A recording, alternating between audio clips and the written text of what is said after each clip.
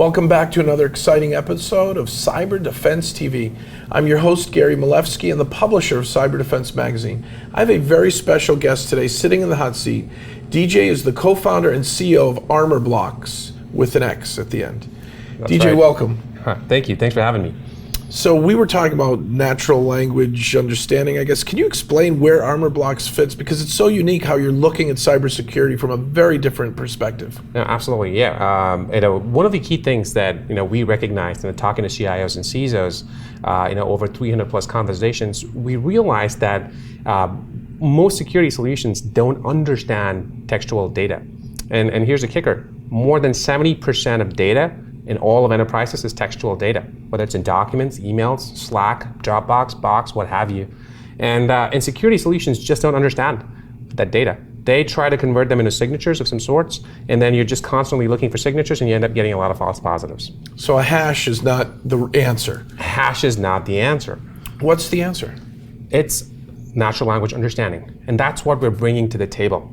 Now, natural language understanding is, is something that you've already used. If you've used Google Home or Alexa or Siri in the recent past. Hey Siri, get me to the grocery store. Or exactly. That's natural language. Siri understands. Correct. It takes that language, it does NLP, natural language processing, which we've all heard of, and then turns that into, by using additional signals like your GPS, like the server that it goes out to, combines all of that and gives you an intelligent response, saying, here's the weather today, or here's how you get to your grocery store. This is where there's value in the cloud when, it used to be OCR, convert scans to text and do something, put it in a database, make it intelligent. You're saying, take my voice, turn it into text in a way so that it can be interpreted, and go do something intelligent. Because you're in the cloud, you have access to a lot of tools and technologies. Exactly. And you're doing the same for security. That's correct. We're one of the first companies to actually bring that signal to the security stack.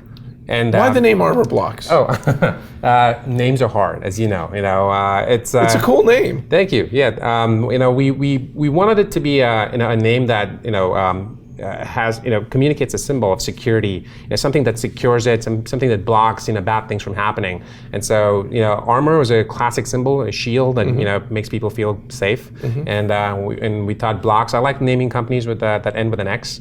The previous company that I was at a company called StackRox, and that's cool. I was able to participate in that. So it's just the I like the names that end with an OX. So Armorblox is going to be an appliance or software or a cloud. Where am I going to find you on my network? And are you in the middle of my Facebook conversations? Are you in the middle of my Twitter? Are you in the middle of my web stuff? Where do you fit? That's a great question. So we are completely a cloud SaaS company, right? We're offering it as a service, and it takes less than 10 minutes for you to get Armorblox installed on your enterprise infrastructure. Say less than 10 minutes. Less than 10 minutes. How do you pull that off? So we connect using APIs. So for instance, if you want to connect into your Office 365 or your G Suite, your mail provider systems, you just have to literally go and click a button that says approve Armorblox as an app on top of Office 365, your entire mail infrastructure. It's almost like an old-fashioned tap. Correct. So you're tapping my network comms or my people comms. Correct. And you're people comms. Right there. That's the answer. We have evolved from network comms to people comms. Love it. And people comms is incredibly hard to understand. And if somebody had tried to do this 18 months ago, they wouldn't have been able to do it because the technology did not exist. We use something called deep learning, which powers the natural language understanding engine. And deep learning is using a whole bunch of interesting things like fast entity linking, machine comprehension. And if I were to simplify that, it's basically using Wikipedia, Stack Overflow, Twitter as data sources to be able to understand what people are talking about, which is people comms. And there's going to be a red flag when it happened at one company, a famous company. I think it was maybe Spotify or someone.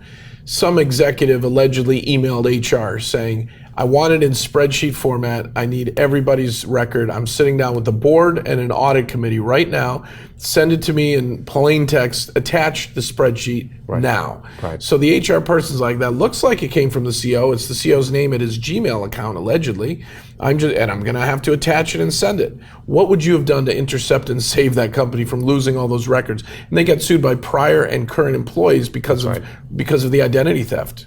That's right. It is and you will not believe the number of companies that we've actually had a similar conversation with. And I'll give you a fun stat before I dive into, what we would have done.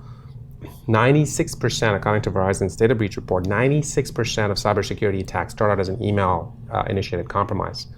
FBI has carved out a brand new category called business email compromise because they have observed north of $15 billion lost in the past 36 months. And if you were to do the math on that, for every minute that we've actually had a conversation, companies have been losing $4,000+.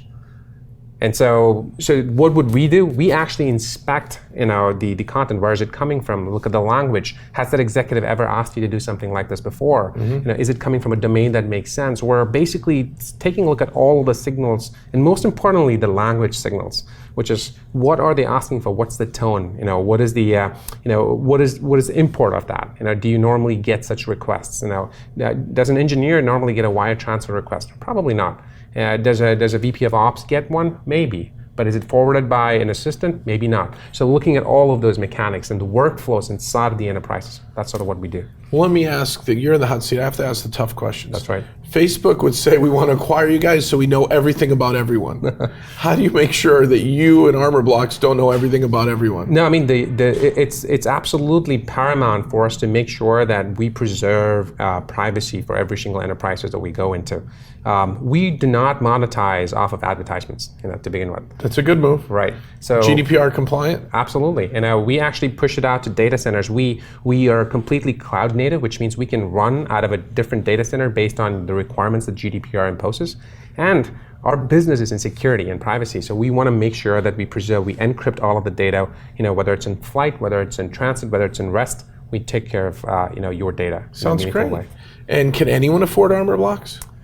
Right now, we're focused on going towards enterprises because they are the ones that are hurting the most. What about these ISPs like Google, who OEM the Microsoft Office 365? Would you partner with big guys? Absolutely, yes. To help the SMBs? Absolutely. We are working. We already are actively. We are Google partners already. Excellent. And we are just about to, announce our Microsoft partnership as well. Excellent. So we're going to tell our folks. This was a great interview, by the way. Thank you. Thank you. He made it through the hot seat. DJ's great. And I like his company's ending in X. X is exciting.